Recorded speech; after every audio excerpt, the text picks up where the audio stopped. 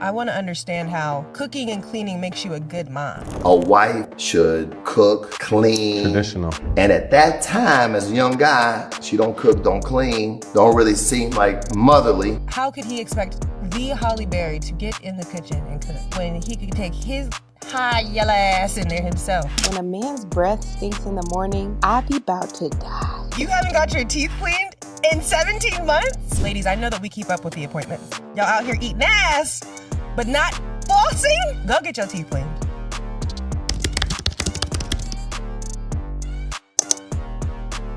What's up, you guys? Hey there. Hi there. Hello.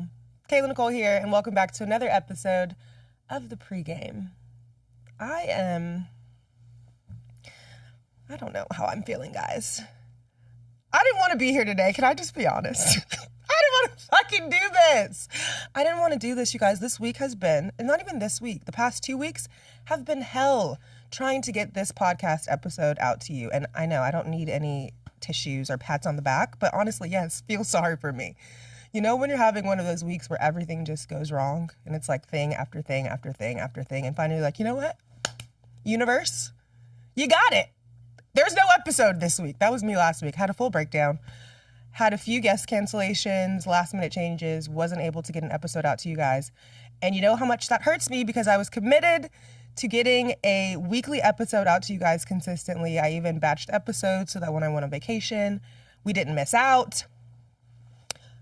But honestly, life happens. You roll with the punches and you continue to show up on days where you absolutely don't feel like it. That's something that I'm learning about discipline just in my own life, trying to be more disciplined with my gym schedule. I'm trying to work out at 6 a.m. daily, if not 6 a.m., 7 a.m. at the latest. I'm trying to be more disciplined within my career, and being more disciplined simply means showing up even when your emotions or your attitude might not reflect the desires of your heart. And the desire of my heart is to be consistent. So we're here this week, even though, and let me complain a little bit more. I need to get this off my chest, you guys, okay? Sorry. We'll get to the show in a second. I'm here this week, even though if you're watching the YouTube version of this podcast, you will see that I am on a completely different set. It's beautiful. I'm here at WTF Media Studios. Shout out to this Black-owned business, this Black-owned studio. My girl Wheezy owns this space. And I'm so thankful for her because I was able to get some studio time in this week because typically the studio that I film at, which is the Dear Media Studios, is flooded. Yeah. So about 3 hours before I was supposed to film my podcast episode yesterday, I get a call saying, hey, you can't come in this week or next week probably because there's a flood. So shout out to the flood.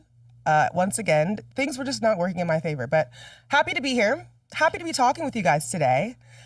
This is a solo episode, and you guys know how I feel about sitting here and talking by myself for an hour. You guys know that it makes me feel like a narcissist. You guys know that it makes me feel like a little bit of a crazy person because it's literally just me and this dear guy that I just met 5 seconds ago. It's not even my producer in the room with me. I'm just in here rambling for 45 minutes. So I appreciate when you guys listen. The feedback on the solo episodes have been really, really good. The engagement has been phenomenal. I can't tell you how much I appreciate you guys signing up every week to listen to this bullshit. I'm just kidding. I've created a show for you guys today with, real intent in mind. I think about you every time I make these episodes, produce these episodes. So hopefully you will walk away with something today, a little nugget. That's always the goal. My producer and I, our goal for every episode we say is for people to walk away feeling something, learning something, and overall just like sharing something, whether that means I'm sharing, my guest is sharing, someone is sharing something that will hopefully move you or maybe just, help you learn something about yourself or the world. So yeah, that's the goal in the pregame, and you guys know that. I guess we can do a little catch up and yap. That was quite a bit of a catch up and bitch, but more of a general catch up and yap. You guys know that I went on my little Euro summer vacation. I had the time of my life, you guys. I didn't want to come back home. I swear I would have stayed an extra week, month, or two had I been able to afford that. I had the time of my life. People keep asking, what was my favorite location that we went to? If you don't know, I went to Mykonos, Greece for about 3-4 days. And then we hopped over to Ibiza for about 2-3 days as well, and then came on back home. I'm going to say that my favorite out of the two was probably Mykonos. The views are beautiful. The energy is amazing. The people are incredible. The food is delicious. It's all Mediterranean, fish and hummus and rice and really my vibe. So I was into it. I also liked the fact that the music in Mykonos was a little bit more diverse. There is like the house EDM vibes, but there's also, pop and hip hop. You can go to a hip hop club if you want to at night, as opposed to Ibiza. No. I don't know. You got to put on your white girl. You really got to like commit to the bit. And the bit at Ibiza is you're white and you like songs with no words, just beats and drugs. And sue me, but like seriously, I don't know how the people do it in Ibiza. Literally, they party all day, all night. It's literally like Vegas on steroids, but like in Cabo. Meaning it's like a strip of clubs everywhere. It's house music. It's DJs every night. There's no hip hop anywhere. Good luck finding that. And then the party starts literally at like noon. There's day parties that you can go to that end up going into the night party that end at freaking like 5 a.m. So yeah, that's code for espresso martinis and cocaine. I don't care what anybody says. People are doing drugs in Ibiza. We had a great time. I think my favorite part of Ibiza though was the boat day that we had, because it was just chill, it was scenic, and it was just me and my girlfriends. There was no men around. There was no we weren't doing anything for the male gaze. Like literally it was just us vibing on a boat, and you guys know how I feel about a boat day. I vehemently believe in boat days. They are therapeutic. They are cathartic. They are everything that my soul needs in this world, a boat day. And I got to experience that with my homegirls in the beautiful scenic sea of whatever it is called in Ibiza. Geography's not my strong suit, but it was amazing. I had the time of my life. Apparently we were spotted by TMZ. I hope you guys saw those pictures. It's not often that I get paparazzi'd and I look really fucking good. So this one time that it's happened to me, I just want to say, go look at those pictures today. I don't know. I'm going to figure out a way to insert it into the podcast so that you guys can see how good I looked on that boat. Shout out to whoever took those pictures. You're weird, but I'm here for it. Wait, you guys, not to have a jump scare, but why did the cameras just shut off in the studio mid-recording? I'm just saying, like, the universe does not want me to get this podcast out to you. Just kidding. Okay, anyway, so on the boat, like I was saying, I was having the time of my life. Apparently, there was some creep on a boat taking pictures of me, because I don't know since when, you guys, I've been going on boats for years now. You know what I'm saying? Somebody commented on my Instagram the other day and called me a yacht hoe. Called me a yacht hoe, and I'm not gonna lie, I was a little flattered, because it's not a boat hoe, but a yacht hoe. Anyways, what I loved most about being paparazzi'd on this quote-unquote yacht was that there was not a man in sight. It was literally just me and my homegirls having innocent fun on vacation. I don't know what part of that is news. I don't know when that became news to anyone walking the face of planet Earth. Maybe it was a slow news day for TMZ. I don't know, but I'm here for the shots. You guys, please, honestly, go look at the pictures. I look the fuck good. Anyways, in conclusion, the boat day was amazing because for the first time, I've never experienced anything like this. We're on the boat and they send over a little water taxi, which is just like a little mini tugboat for you and your guest. And they take you from the boat to this little island where there's a restaurant on the top of the hill, and you go and you dine and you have this amazing fresh food, cold beverages, there's music playing, there's beautiful people everywhere, everyone is tan and looks very rich. Honestly, like, I felt like I was in a movie. You get back in your little tugboat, you go back to your boat, and then we do this water activity, you guys. They're called sea bobs. I can't wait to post the clips on my Instagram of this. It's this little motorized handheld machine, and you take it in the water and you can swim around like a freaking mermaid. I felt like Ariel. You do have to pay a little bit extra, but it is worth it. If you ever have the option to experience a sea bob, I'm telling you right now, you need to sign up and do it, because that was the highlight of my Euro summer trip. The clubs were great. You know, the shopping was fun. The people were amazing, but literally my favorite part, the goddamn sea bob. I want to do that. I want to be a sea bob. I love a sea bob. Sign me up for all the sea bobs. So yeah, I think that pretty much summarizes my Euro summer experience, unfortunately for me, because that wasn't a inexpensive vacation. That probably is my last vacay of the summer, you guys. I know. I feel bad for me, but I'm so glad that we did it. We've been wanting to have this Euro summer vacation for so many years now, and we keep talking about it, and it finally made it out of the group chat. So love that for me. And I hope that your guys' summer is going just as swell. Okay, let's move on into the second quarter. This quarter is called In the Mix, where we talk about some current events happening around the world. And first up on today's agenda, I'm sure you guys all saw this moment. David Justice, who is a former MLB player and just so happens to also be the ex-husband of the one and only Halle Berry. He went viral this week for saying that he divorced her because, get this, you guys, because she didn't cook, because she didn't clean, and wasn't, and I quote, she wasn't motherly. And the first time I heard this quote, I'm not going to lie, when I saw it on Twitter, I was triggered. I'm always triggered by this conversation. You guys know that I can't stand cooking. I don't want to be in the kitchen. That is just not my life's purpose. I can't do it. So when I saw this, I kind of wanted to get on his ass a little bit. Because, like, what is this? The 1950s? I'm so sick of this same tired conversation. I'm so sick of having the $50 dates, the who would you go to dinner with Jay-Z, or would you pick the $200? I'm so sick of this same tired ass conversation. I feel like that is in the same lane of, can you cook? Do you want to have kids? Like, there's just so many more important conversations that we should be having. And so today, although I'm going to address the fact that I do think that marriage is not a domestic service contract, we're also going to talk about the bigger picture in this conversation. Where the hell did this gender norm come from that women must be in the kitchen? We're going to tap into that today because, honestly, that's the more important conversation here. That's what I care about. Where did y'all get this idea from?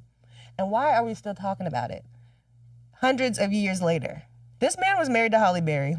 Let me pull up the stats. Hold on, y'all. Okay, just some quick stats. And actually, I'm going to play the clip, too, so that you can hear it from his mouth and not just from me trying to regurgitate the silly shit that he said. Because actually, I'm going to take that back, because it wasn't that silly. When you listen to the full clip, what he's saying makes a lot of sense. And he's also being very accountable for who he was back when he dated or when he was married to Halle Berry. So they were married from 1993 to 1997, which is ages ago. I was 2 years old. Crazy to think about. And he is referring back to the decision process that he went through when he decided to leave Halle Berry. So listen to this clip. There really wasn't a lot of negative attention until I decided to leave her in 1996. I remember Halle saying to me, hey, she asked me to marry her after knowing me for 5 months. I said, okay, because I couldn't say no. I mean, yeah, who's going to say no at that time?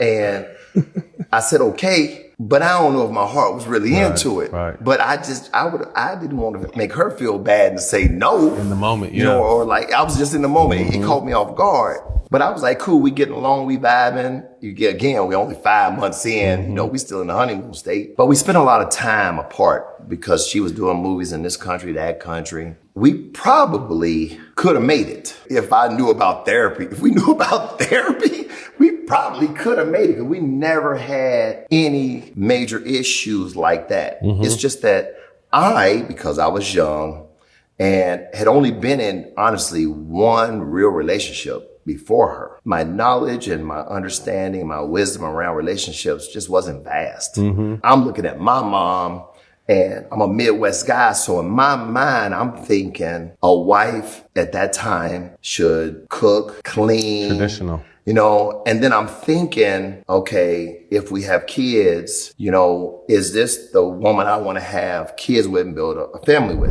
And at that time, as a young guy, she don't cook, don't clean, don't really seem like motherly. And then we start having issues. There's a lot of lessons in this. The whole conversation is about how he's ridiculous for thinking the Halle Berry, the Monsters Ball, the Catwoman, people's sexiest woman of the year. How could he expect the Halle Berry to get in the kitchen and cook when he could take his high yellow ass in there himself, throw on some Fenty Skims, and make Big Mama Halle Berry a sandwich? That's all that I'm saying. I just think that it's the audacity of men sometimes. You know what I mean? And the equating of she didn't cook, she didn't clean, and because of that, she didn't seem motherly. I want to understand how cooking and cleaning makes you a good mom. Not someone that's nurturing, not someone who makes sure that you eat. Maybe she doesn't cook, but she will always make sure that you're fed. Huh? That's not important to nobody. Someone who can turn a house into a home, that's not important. Someone with integrity, ambition, agape love. Those aren't qualities of a woman who could be a good mother. No, if she could cook or if she can clean. I don't know, you guys. I just feel like if you still live by this old adage of a woman needs to be able to cook and clean, you should get on TaskRabbit. They got 150,000 women on there that specialize in cooking and cleaning. Hire them. Like, because that's what you want. You want to hire someone. You don't want a partner. You want a slave. I'm so sick of hearing that same shit. But needless to say, if you listen to the full clip, he takes accountability. He owns up to the fact that the person that he was years ago is not who he is now, that they probably could have made it if he would have gone to therapy. And I agree. Everybody needs to go to therapy. Y'all know how I feel about that. But I think that we need to retire this conversation of, well, can you cook and can you clean? Stop going on first dates asking women that. Why is that the first thing out of your mouth? There are so many other things to concern yourself with than whether or not she has skills in the kitchen. I'm sick of it. I'm so damn sick of it. I'm so sick of it. We're going to keep talking about it. We're going to keep talking about it because I want to break down the receipts. I want us to get a full understanding of the idea that gender roles did not just appear. Okay, they didn't just appear out of anywhere. They didn't just appear out of thin air. The concept of women as homemakers and men as providers really became a thing during something called like the industrial era. Not to become super nerdy, but I did the research, okay, because I wanted to know the facts. Why the hell do you guys still think this way?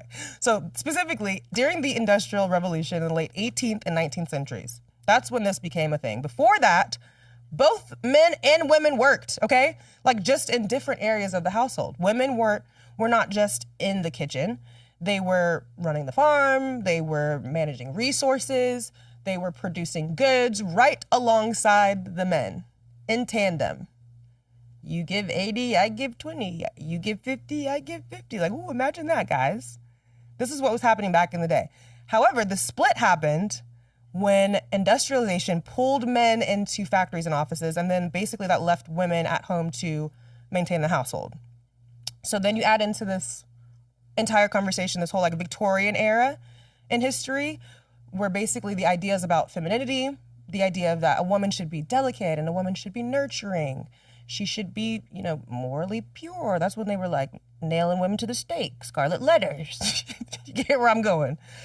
You get the early blueprint of what the modern traditional wife was intended to be. But the reality is like there was never some like divine law that was all about like economic necessity and social control. Like there was no pen to paper saying that a woman's intent in this world was to make a stake.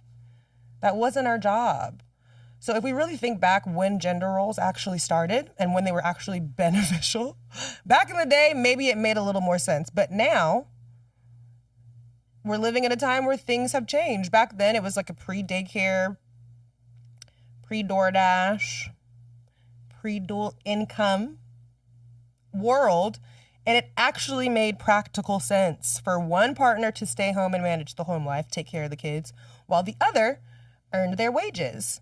Now, in this situation with little Miss Halle Berry and her husband, what's so crazy to me, some more research that I did, Halle Berry was working at the time. Had she won her Oscar yet? No. But she was working. Up until 1997, she had already accomplished. She was Miss Teen Ohio, Miss Teen America. She was the first runner-up at Miss USA. She was in Jungle Fever, the role that she played opposite of Samuel Jackson. Great movie. She was in Boomerang. I know y'all seen Boomerang. Great movie. Eddie Murphy. She was in the live-action Flintstones, which I specifically remember watching. This was 1994, but I loved that movie down, okay? I loved it. And she was also in Losing Isaiah in 1995. Now, that's enough work for Miss Halle Berry not to be required to come home and clean up after a man. That's all that I'm saying. So even though he took accountability, she had done enough for me to still believe that, you know what, this is ridiculous that you feel like Halle Berry should have done that for you. Sorry, sir. And what really blows my mind is imagine if Holly would have given into this mindset that this is what her purpose was in life. To take care of kids and men. Like imagine if Holly stopped acting. Imagine if Halle Berry quit being Halle Berry so that she can make some freaking Parmesan chicken. I can't even come up with that. What do people cook? I don't even know what people be cooking in their kitchen. What if Halle Berry was like, I'm not going to be Halle Berry anymore because my man wants me to be like his mom, which he also went on to the clip to say, you know, I'm looking for my mom. I'm from the Midwest, and I'm looking like she's nothing like my mama. Exactly. Half your mamas don't do shit but cook and clean. Like, come on. Not every woman's purpose, and that's okay for your mama. You know what I'm saying? But sometimes it's like, y'all, if y'all want to date your mamas, you could go and do that in like Oklahoma or something. They're out there. They're somewhere where they might let you date your mama, but we're not falling for that anymore. It just blows my mind to think that Halle Berry could have missed out on her greatness because she would have been diminished into being just a housewife, a servant. Like someone literally convinced that their purpose was making a sandwich because their husband was raised by a mom who did meatloaf Mondays. I don't give a fuck. And once again, you see how personal I take this. You see how personal I take this. It really ruffles my feathers. Because the reality is, too, you guys, I'm 33 years old. I hate cooking, but obviously I've survived this long because I know how to feed myself. I am well nourished. And if I can nourish myself and keep myself alive, you know what I can nourish and keep alive too? You and your seed. Lord, it's just not that deep. Okay, but back to the bigger picture. The reality is that gender roles are very outdated. If we can just fast forward to today, women make up nearly half of the workforce. They contribute significantly to household incomes, and often they work just as many hours as the men do outside of the home. Let's just be real, okay? So yes, the expectations are outdated. The cooking, the cleaning, the motherly behavior, we gotta let it go. And I think that the reality is the underlying point in all of this is that it's a tool that's used to shame women, to hinder women, to control women, and we're sick of it. I'm sick of this conversation. It sucks that he brought it up because I don't think his intent was to stir this pot. Pot cooking. I just think that it's time we let it go, though. All in favor of letting the gender roles go, say aye. I want to come home from my long day of podcasting, and I want to see my man in a gray sweatpant, no shirt, slaving over that stove. And matter of fact, can I be completely honest? It don't even have to be you slaving over the stove. I want to come home to a hot meal that you thought about and you ordered on DoorDash. I would be completely fine with that. All right, y'all, moving on to our next topic in the mix. We had some more unfortunate news hit the web. Do people say web anymore? I don't know. Y'all all saw this online. Sha'Carri Richardson, the Olympic gold medalist, honestly fan favorite, love her down.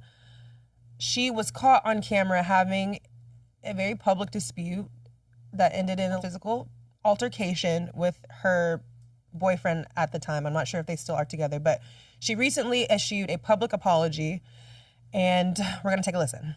Check it out. Oh, it's Sha'Carri, and more than anything, definitely a lot of self-reflection, a lot of understanding of not only putting myself in a compromised situation, but somebody that I have a deep care and appreciation for as well is something that holding myself accountable. I see myself, I'm taking this time to not only see myself, but give myself a certain level of help that overall is going to reflect who I truly am in my heart, in my spirit, and not allowing this moment, but accepting this moment to be more. And so my only thing is I want to be more, not even just for myself, for my family, for my fans, and overly appreciate y'all supporting me and showing up and even holding me accountable to being my best self. So more than anything, I refuse to run away, but not refuse to run, but I refuse to run away, but face everything that comes to me head on, because everything on the other side is greater, but you got to go through in order to get there. So I'm Sha'Carri, y'all. I appreciate y'all, and one love, much love, and y'all be blessed. So obviously the internet is going to, internet. You don't want to question anyone's heart or intent when they make a video like this. Like, I'm not the judge or the jury. If she says that she's sorry and she's learning and she's willing to do the work on herself, I fully support that, and that's all that I have to say in that regard. I do think that it's interesting, though, that when we see a video like this, a woman who is visibly angry, shoving her partner in a public setting, our immediate response is to laugh it off. But if the roles were reversed and it was him shoving her, I think that there would be a lot more outrage. We would take it a lot more seriously. There would be no underlying joke. We wouldn't think that any of this is funny at all. And I think from even a macro level instead of a micro conversation, at a macro level, like, this is about domestic violence. This is the stage 1 of something that could unfortunately grow into a stage 5 very scary situation for a lot of people. Now, not to say that that's Sha'Carri's truth or story, but when I see situations like this, I take it a lot more seriously as someone who has experienced domestic violence. I don't see the funny in it. And so I wanted to kind of take this opportunity during the podcast today to have a somewhat serious conversation. Even though the internet is kind of taking the situation a little lightly and, you know, we can always find the joke in everything, I can find the funny in a lot of things. And that's how I cope, I think, with a lot of trauma. But this is something that I definitely wanted to dive a little bit deeper on and discuss on a deeper level. So for me personally, I've definitely been in situations where things have happened behind closed doors, and privately I've experienced, you know, intense moments of just like fear, manipulation, and hurt that probably nobody was really seeing. On the outside looking in, you know, my relationship at the time seemed very healthy, very happy, and that just wasn't the truth. I know firsthand that when you are in an abusive relationship, one of the first things that you do is you start to try to normalize behaviors that are anything but normal, right? You start to minimize things that are very major and very wrong. You start to justify things that really are not okay. And I think a really consistent thought that would cross my mind is like, you know, maybe I not necessarily deserve this, but maybe I provoked it. Or I would start making up excuses for my partner, like, oh my God, maybe they had a bad day, or, oh, it was because they were drunk. Like that's not really them. And before you know it, you will look up one day and you are carrying this shame, honestly, that really doesn't even belong to you. And I know that Sha'Carri issued this apology, and I know that there's a lot of complexity to situations like this. And I don't want to make her the focus of this, but I want to make the focus just in general. In domestic violence situations, people don't always get to see the full story, right? We only see clips and highlights, the best moments of people's lives and relationships. But behind the scenes, things can be really messed up. Things can be really, really messed up. And as a woman who has experienced it, I think that a lot of times we're in denial and we don't really know what the telltale signs are of being in an abusive relationship. And so I want to kind of go through a checklist. And if this doesn't apply to you, if maybe you've never experienced this, maybe you're not experiencing this now, feel free to fast forward to the episode. But I think that this is an important learning moment for a lot of women. And if I could potentially save someone from experiencing what a lot of women experience, then this episode will have been worth it. You know what I'm saying? Okay, so first thing, we're gonna list these things off kind of like a checklist to help you identify if you are in an abusive relationship. So one of the first things that you can look for is isolation. If you feel like your partner is constantly trying to cut you off from your family, from your friends, from your support network. I remember a time where I'm someone who's obviously very family oriented. If you guys follow me on social media, my family means the world to me. I want to go to all of the games and all of the holiday dinners and, you know, church on Sundays. I want to do all the things that I possibly can with my family. And there were times during this relationship where my partner would strategically, looking back now I understand was very strategic, whenever we were really, really going through it, I found that he got more power and control from pulling me away from my family, pulling me away from my friends, keeping me away from them on the weekends, taking more trips with him than I would with my family, because it would allow me to no longer have a sounding board. And all that I could hear and all that I would talk about, you know, my issues were with him. So if you ever feel like someone is purposely taking away time, is purposely telling you like, you know, you don't need those people in your life, they don't know you like I know you, things like that are a bit of a red flag, because they're trying to isolate you from people that will tell you the truth.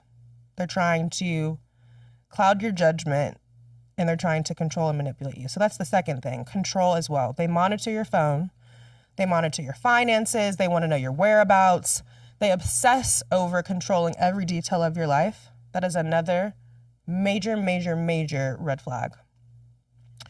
The third thing, emotional manipulation. If you feel like they are constantly guilt tripping you, gaslighting you, making you feel like you are crazy for having emotions and feelings, hello, red flag. If you feel like their emotions are always prioritized and yours are never heard or seen, red flag. Also, this sounds like someone who is a narcissist, which I think emotional abuse, physical abuse all go in hand with narcissism, by the way. Another thing that you can look for, verbal abuse. I think we sometimes get caught up on the idea of physical abuse, but like I just said, verbal abuse, emotional abuse are very real and are equally as damaging. Verbal abuse consists of name calling. If someone is threatening you, if someone is constantly like insulting you, even if they try to hide it under the guise of it being a joke, verbal abuse is almost like a gateway to physical abuse, if you will. Because the next step, a lot of times, is physical aggression. So, obviously, like hitting, pushing, grabbing, damaging property during an argument. This is something that really stuck out to me, too, because a lot of times during this relationship that I had, if he wasn't physically putting his hands on me, he was physically intimidating me with other things. Punching holes through the door, banging on my windows, breaking glass bottles, doing things that were outrageous. And granted, a lot of times he might have been under the influence, but regardless, wrong is wrong. No need to make excuses for people. Physical aggression to ultimately intimidate you is a red flag. And last but not least, if you feel like you are constantly walking on eggshells, you feel like you have to constantly adjust your behavior to avoid triggering them or setting them off. You come home from work, you've had a bad day, and you feel like, I'm just going to hold my breath until they fall asleep because I don't want to piss them off. I know that I'm going through my own emotions. I know that I'm feeling, whatever I'm going through, but I'm just going to hold it all in because I don't want to trigger the fact that I went to work and he didn't go to work today. Oof.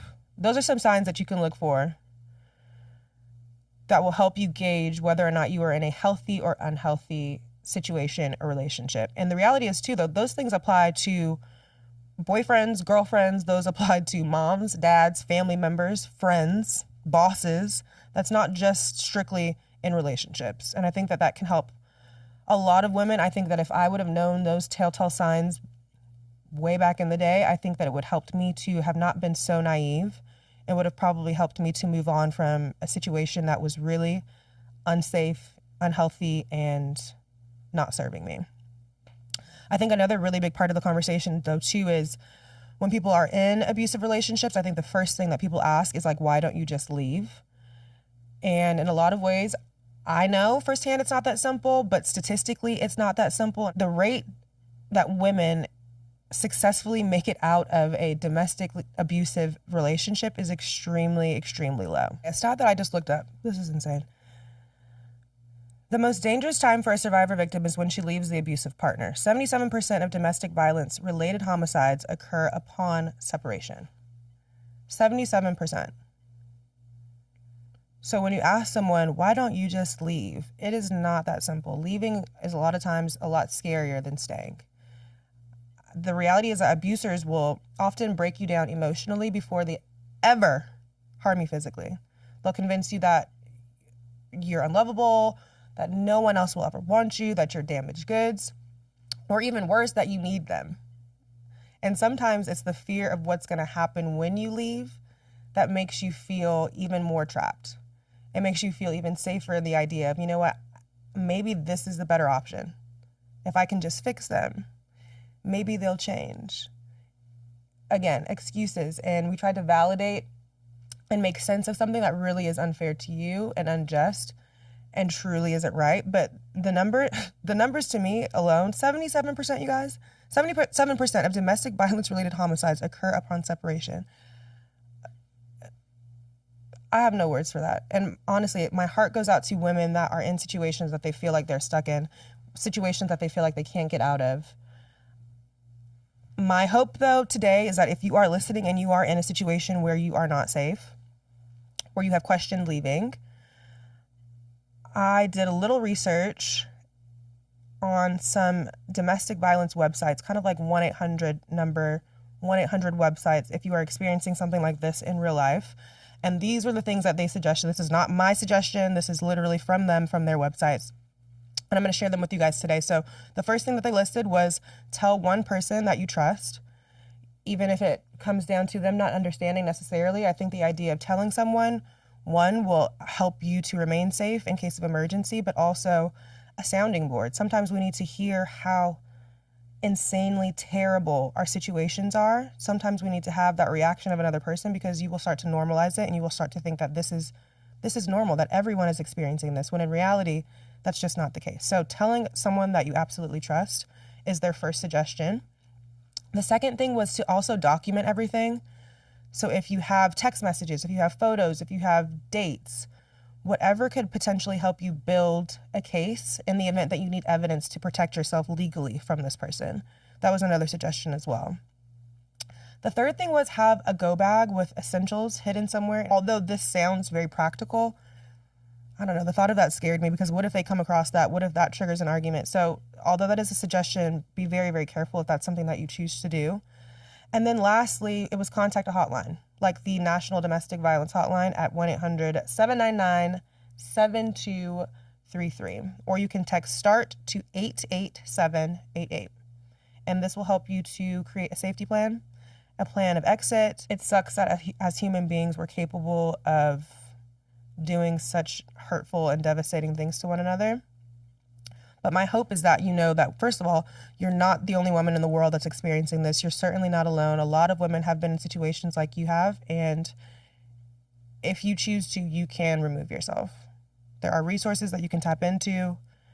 I just hope that you stay safe, but also do the work to build yourself up, to give yourself the courage to leave something that's really, truly not serving you. Well, not to end on a somber note, but we can move into the third quarter. The third quarter of the show is the Ask the Chat. Ask the Chat. We had some people call into the pregame hotline this week, you guys. You guys know this is my favorite part of the show. So we are going to go to the hotline and play a few callers. I asked you guys to call in and share with me. You had two options: your biggest ick in a friend or a partner, or your most embarrassing memory, oh my gosh moment. So I think I'm going to share most of the icks, because those ones were really good. So let's go to the hotline. Hi, Kayla. Love your podcast. I love you immensely. My ick in a friend or even a partner is someone who is beyond selfish. Someone who is like more of a taker. I don't know how to explain this. Like, you always give and you're just generous, but say like you're always driving to them, or you always pay when you guys go out. Obviously not with your man. Like, a man's gonna have to pay for me. But anyways, and then when it comes to your turn, say you forgot your card one day, or your car broke down and you can't come to them, they will refuse to do the same acts of services that you do to them. And they'll be like, well, I didn't know that you were doing all of this so that one day I have to repay you. It's not about repaying. It's just about, also giving me that same respect in our friendship. Well, Vanessa, thank you for calling in. Appreciate you listening. Sounds like you have a case of the moochers on your hands. You got a stage 7 moocher. But I fully understand your frustration. I completely understand where that's coming from. I definitely probably have experienced a couple of these friends or family members in this lifetime. It's frustrating. And honestly, I think if we're being real, it can feel really hurtful, right? Like when you're constantly pouring into someone and they're never pouring back. It's just a one-way pour. You're always driving a boat and they taking shots. It's like, I want to take a shot too, babe. So I get it. I completely get it. Just a quick note for you. Generosity, when you're a generous person, it's not just about, like the money or the gifts or things like that. It's about the time. It's about the thoughtfulness of it. It's about sharing your energy with others. And when that is one-sided, it can definitely start to feel like you are being taken for granted. 100%. I think one of the biggest lessons, though, that I've learned as a giver is that you cannot always expect people to give the same love that you give.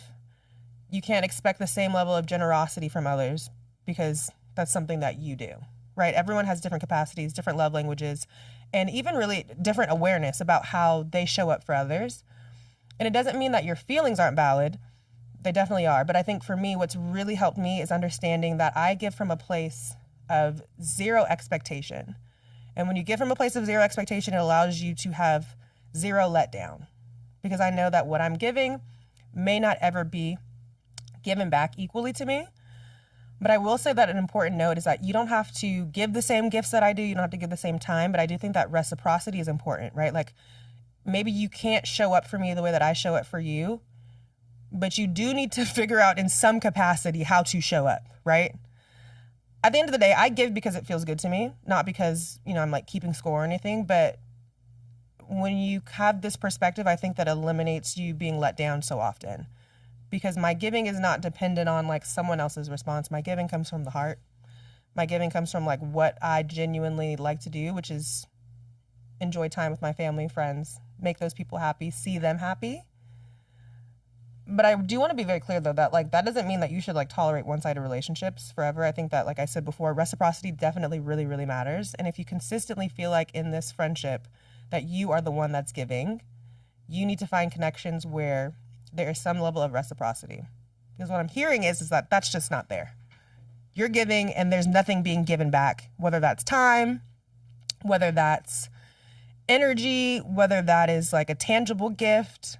There's just no give back at all. And that's the issue that you have. So I get it. I respect it. The mature thing to do is to have a conversation. Let them know, hey, I just feel like this is a little bit one-sided. And I would love if you could meet me halfway. See what she says. If she receives that, because sometimes we just need to like hear about ourselves, right? Like sometimes we just need to be, put on notice. Like, hey, girl, you're taking a lot. You're taking a lot and not giving enough. And if she responds well, then, keep the friend. If not, doses.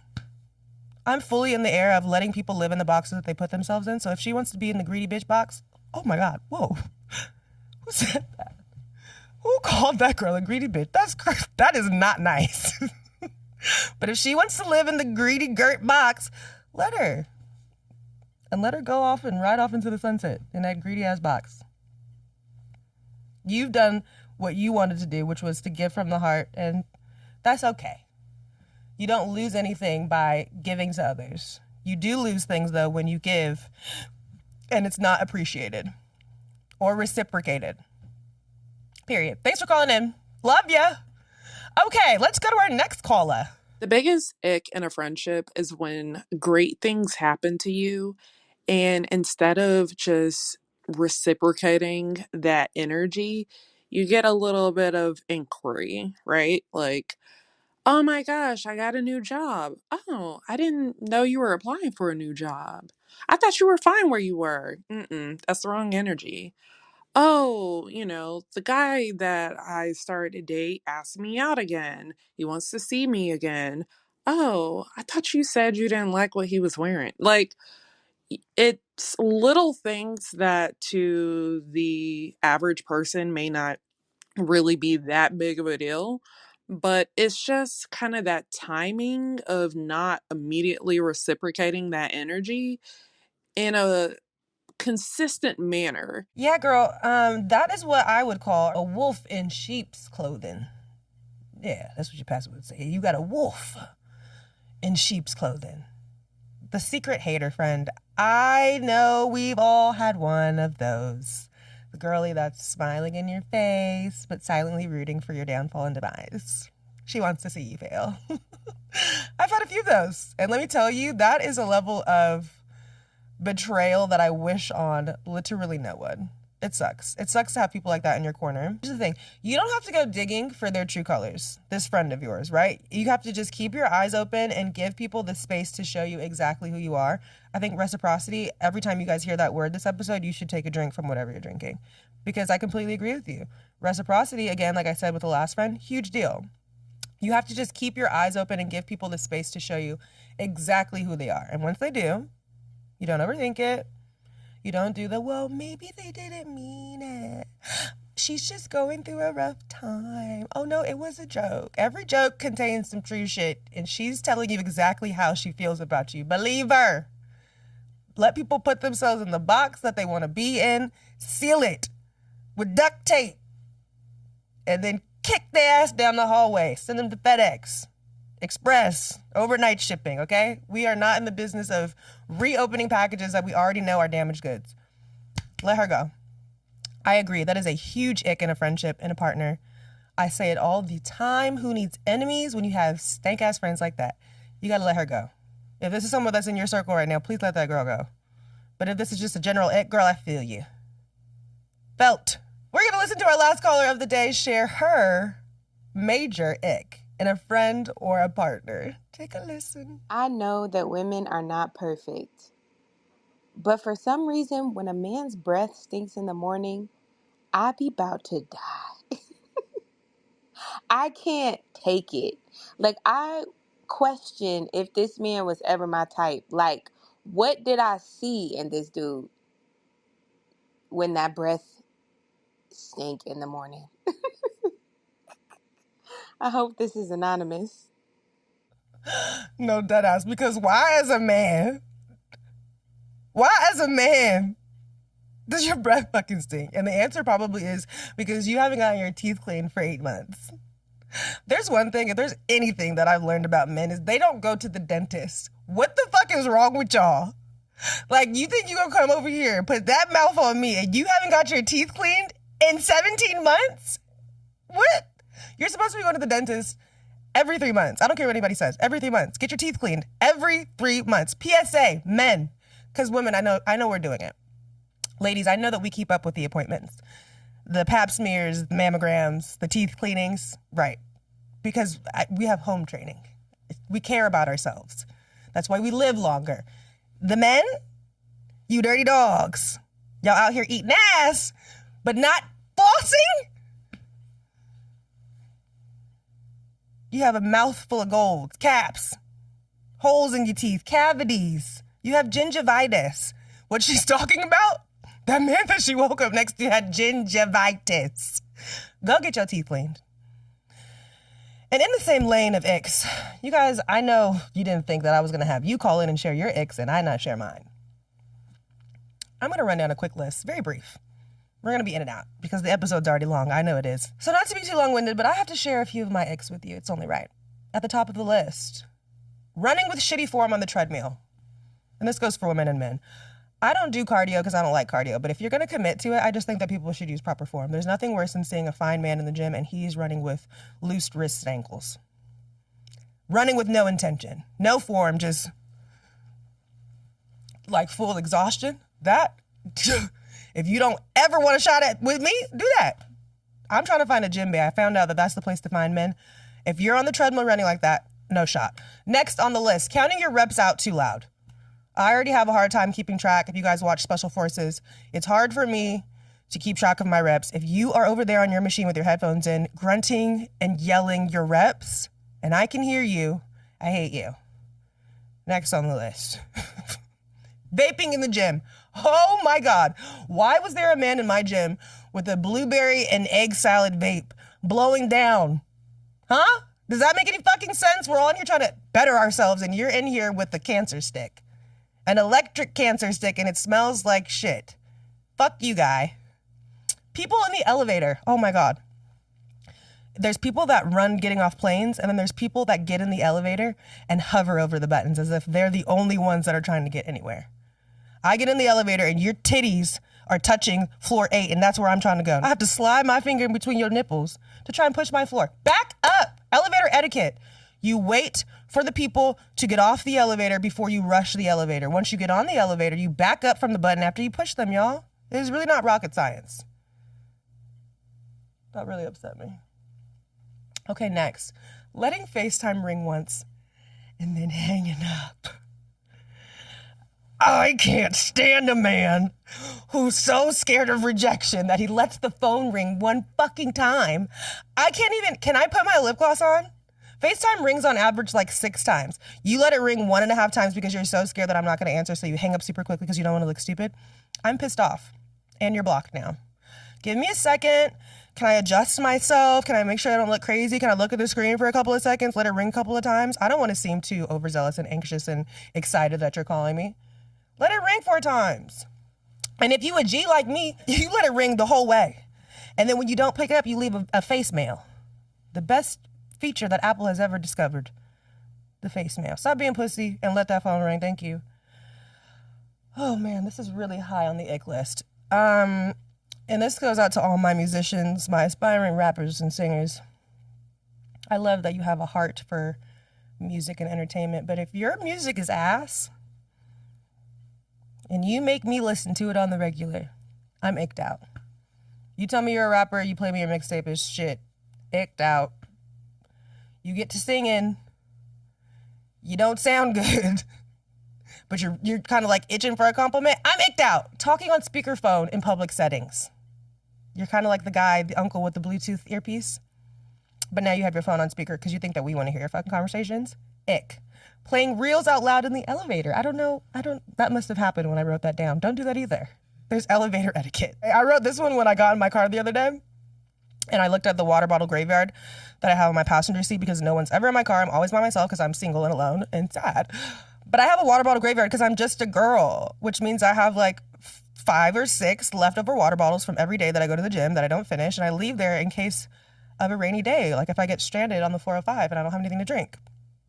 And as a woman, that's okay. But as a man, why do you have a water bottle graveyard? Because you have your 2 hands and your keys in your wallet when you get out of the car. When I get out of the car, I have my Yeti, I have my car keys, I have my purse, I have my computer bag, I have my shoes that I had to change into because I can't just wear like heels everywhere. I want to wear comfy shoes.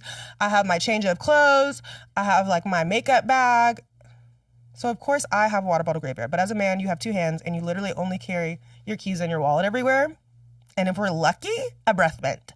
Clean up them goddamn water bottles. Okay. Last on the list. We're going to have to continue this list another time. I didn't realize that it was so long. And I had so many icks. Yes, I did. I knew that the whole time. Last but not least, I saw this at the gym recently and it really, really aggravated me. There was a very attractive gentleman wearing a pair of Kobe's. I don't know what pair of Kobe's they were, but I know Kobe, rest his soul, would not have this. This gentleman had on ankle socks with basketball shoes. And I'm just trying to understand why I can see your goddamn ashy ankles in the gym. Put on a full sock. I don't think that Kobe intended for you guys to be wearing ankle socks. Did y'all ever see Kobe wearing ankle socks? I'm gonna have to Google search this. Because if I'm wrong, I'm gonna feel a little stupid. But you not Kobe. I don't give a fuck what Kobe did. You need to put on some socks. I don't want to see your ankles. At least the one that come to the bone. Ruining a good shoe. And he was cute too. Okay, this is the last one. This is another gym irritation. Cutting your sweatshirt into a crop top. I don't know if this is a new trend. I saw something on TikTok that the boys are wearing skirts these days.